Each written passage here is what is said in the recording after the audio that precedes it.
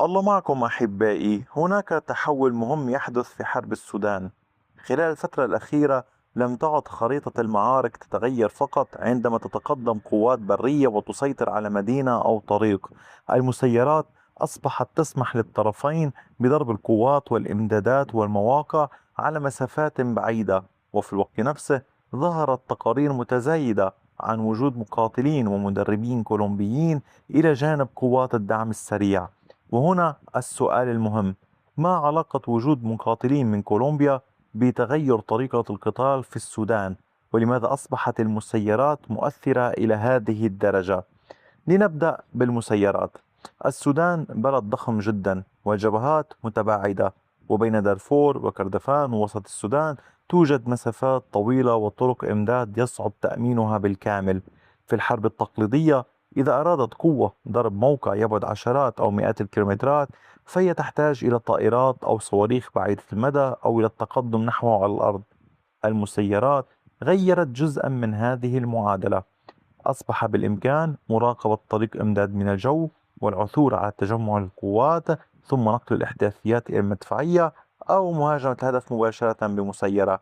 وهذا يعني أن الطريق الذي لا يسيطر عليه خصمك بريا قد لا يكون آمنا بالضرورة. وهنا يمكن قول نصل إلى الأرقام. طبعا في يمكن قول سجلت 522 حادثة مرتبطة بضربات جوية ومسيرات في السودان في هذا العام بين يناير ومايو، أي خلال 5 أشهر فقط. وهذا يمثل ارتفاع بنحو 38% مقارنة بالفترة نفسها من العام السابق.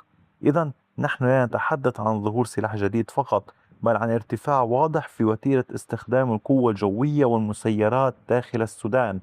لكن امتلاك المسيرة وحده لا يكفي، تحتاج إلى شخص يستطيع تشغيلها، وآخر يمكن قول يستطيع تحليل ما تراه الكاميرا وربط المعلومات بالقوات الموجودة على الأرض وتحديد الهدف، وأحيانا تنسيق الضربة مع المدفعية. وهنا تبرز أهمية المقاتلين والمدربين الأجانب. وهنا كان هناك تأكيدات حول وجود مقاتلين من كولومبيا إلى جانب قوات الدعم السريع، وكانوا قد تحدثوا عن مشاركة الكولومبيين في التدريب على أسلحة ثقيلة والمدفعية والمسيرات. ولكن يجب أن نكون دقيقين كما جرت العادة. هذا لا يعني أن الكولومبيين أو هؤلاء العسكريين الكولومبيين يديرون جميع عمليات المسيرات التابعة للدعم السريع، ولا توجد معلومات كافية تسمح بالقول إنهم مسؤولون عن كل الضربات. هم فقط يشاركون، بمعنى آخر ينقلون خبرة. أما حجم المسؤولية إن كانت 100% أو 10% أو 50%، أو ما هي العمليات بكل تفصيل، لا يمكن تحديد كل ذلك. وطبعا وجود عناصر أجنبية تمتلك خبرة عسكرية يمكن أن يساعد في نقل المعرفة والتدريب إلى الوحدات المحلية. وربما هذا يكون أهم من عدد المقاتلين الكولومبيين نفسه، لأن 100 مقاتل إضافية على سبيل المثال لا يغيرون ميزان حرب تضم عشرات الآلاف من المقاتلين، لكن مجموعة صغيرة من المدربين القادرين على تعليم وحدات أكبر إن أمكن قول كيفية تشغيل منظومات جديدة أو تحسين استخدام المدفعية والاستطلاع، يمكن أن يكون تأثيرها أكبر من حجمها العددي. والآن يمكن قول لماذا يرتبط ذلك هذا كله بالخريطة؟ خذوا مثلا مدينة الأبيض. المدينة تقع في موقع مهم داخل كردفان، وترتبط يمكن قول تربط طرقا مقادمة من وسط السودان بمناطق الغرب ودارفور. ولهذا لا تحتاج القوة المهاجمة بالضرورة إلى اقتحام المدينة فورا لكي تضغط عليها. إذا استطاعت مراقبة الطرق المحيطة وضرب المركبات أو نقاط التجمع أو الإمدادات، فهي تستطيع زيادة الضغط على القوات الموجودة داخل المنطقة حتى من دون السيطرة الكاملة على الأرض. وهذا أحد أكبر التغييرات التي أدخلتها المسيرات إلى الحرب في السودان.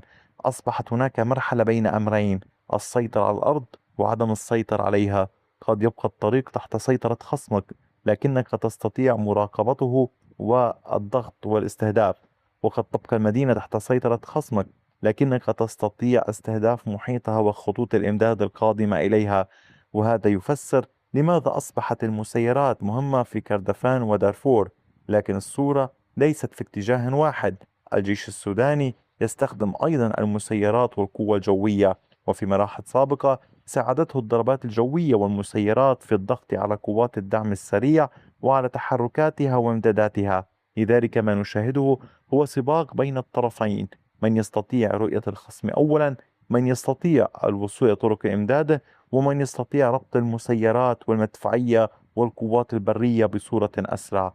وهنا تعود أهمية الوجود الكولومبي، ليس لأن مجموعة من المقاتلين الأجانب ستغير خريطة السودان وحدها، بل لأن وجود خبرات عسكرية أجنبية إلى جانب انتشار المسيرات وشبكات الإمداد الدولية يكشف أن الحرب أصبحت أكثر تعقيدا وتدويلا. وفيما يتعلق بهؤلاء المقاتلين، يمكن قول الخلاصة هنا بسيطة: المسيرات لا تسيطر على المدن، والمقاتلون الأجانب لا يحسمون الحرب وحدهم، لكن المسيرات تستطيع عزل مدينة ومراقبة طريق وضرب الإمداد ومساعدة المدفعية على الوصول إلى أهدافها. والخبرة الأجنبية تستطيع تسريع تعلم هذه الأدوات، وكلما كان الطرف أسرع كلما كانت نتائجه يمكن قول أسرع في الوصول إلى ما يريده. وبالتالي اليوم حين ننظر إلى خريطة السودان لا يكفي أن نسأل من يسيطر على هذه المدينة، يجب أن نسأل من يراقب الطرق المؤدية إليها، ومن يستطيع ضرب الإمدادات، ومن يملك المسيرات والخبرة اللازمة لاستخدامها، لأن هذه العوامل أصبحت جزءا متزايد الأهمية في تحديد أين تستطيع القوات التقدم وأين يصعب عليها الاحتفاظ بالأرض. أحبائي، أتمنى أن يكون الفيديو أن يعطيكم صورة أوضح حول ما يجري في السودان. أتمنى مشاركته ليستفيد الأصدقاء. لا تنسوا دعم القناة، وشكرا على وقتكم الثمين، وإلى اللقاء بفيديو آخر.